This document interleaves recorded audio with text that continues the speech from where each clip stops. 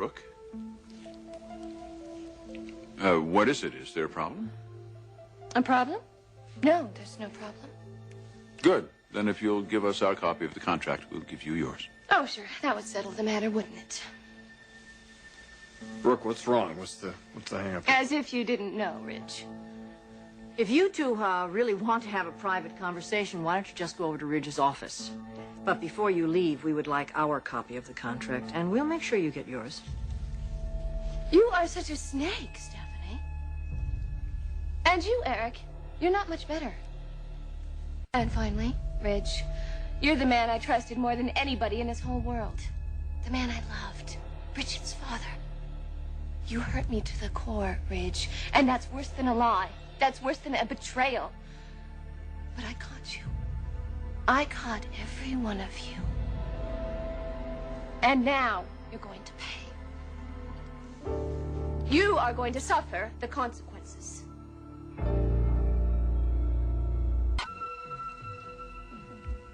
So, what do you have to say, Stephanie? At a loss for words? You certainly weren't last night. Brooke? Go ahead. Say what you're going to say.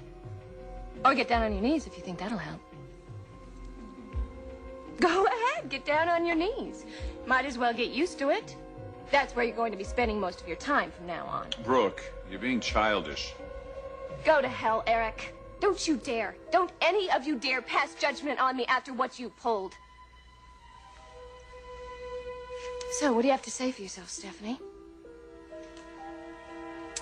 You come over to my home last night, at the worst point of my life, and you cut my heart out, and you carve it into little pieces. You just love to see me in pain, don't you? Love to see the tears swell up and go over on my cheeks. You deserve this, Brooke. You deserve it. That's what you said. Well, you know what? It's all coming back around to you, Stephanie. Oh, God, I have waited for this moment. 6 long years. That's how long I have dreamed about saying what I'm about to say to you. Finally, Stephanie, it is my turn. Yours is over. You're finished.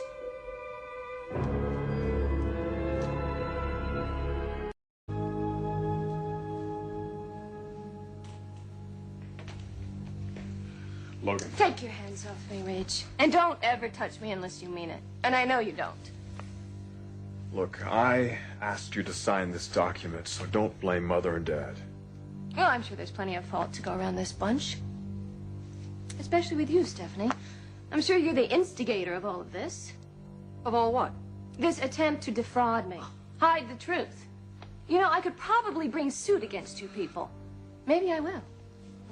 Starting to sound like Connor Davis in here, isn't it? So what if it is? You know, I need a man like Connor in my corner. At least he's honest. I can't believe what you did, Ridge.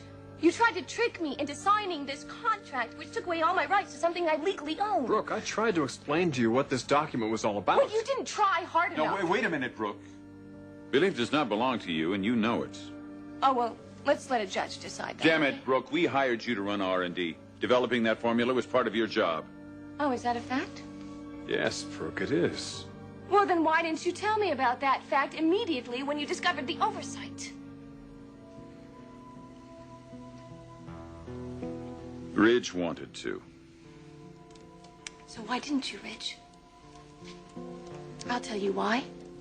It's the same reason Stephanie told me last night. Because you don't trust me any more than she does. None of you do. I gave you children, grandchildren, a product that churns out money like you wouldn't believe in your wildest dreams.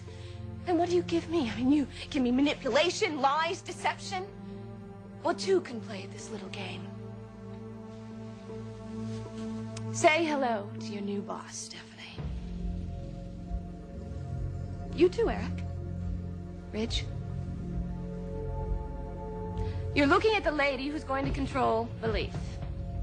And Forrester Creations as well.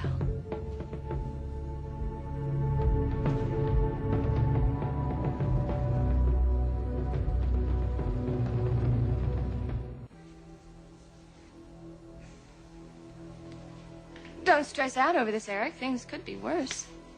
You have no ethical right to this formula. Don't preach to me about ethics. You know what's so ironic about this? I would have signed this contract. I would have signed this contract if you just came to me in the first place. Don't make me laugh. Mother. You stop it and wake up, will you? You'd never have signed that contract. Stephanie, you don't know anything about me. Nothing. I know about human nature, and I know one thing that's consistent. You wouldn't have signed that contract today any more than you would have signed it 3 months ago. And nothing's changed, morally or ethically. You don't own the rights to that BeLieF patent now, any more than you did 3 months ago when you say you would have signed it. Why don't you go ahead and prove me wrong? Go ahead, Brooke. Sign it.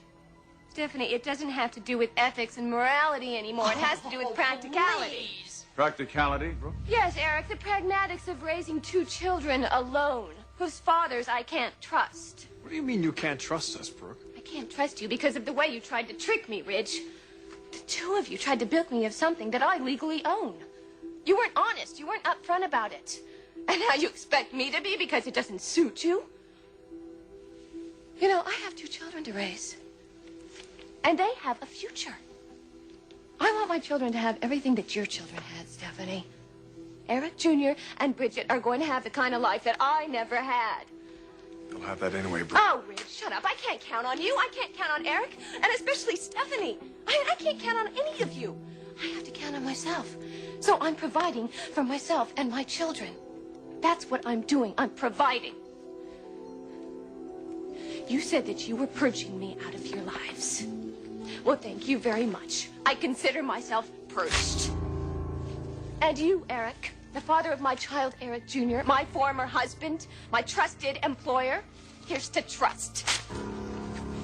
And you, Ridge, you're the worst of them all. You thought you were so clever by getting me to sign this contract when you were really in love with Taylor and not me. Well, here's to Taylor, and here's to you, and here's to all you friggin' people!